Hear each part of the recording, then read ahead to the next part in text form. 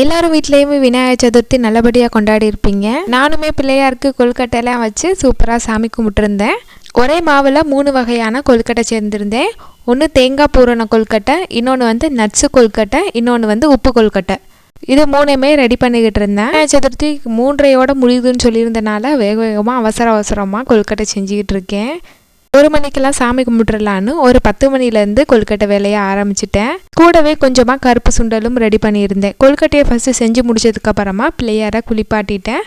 தண்ணியை வச்சு அதுக்கப்புறம் சந்தனம் வச்சு அதுக்கப்புறமா துண்ணூறு வச்சு 3 வச்சையுமே குளிக்க வச்சுட்டு பிள்ளையாருக்கு பட்டு வேஷ்டி வந்து கட்டி விட்டுருந்தேன்.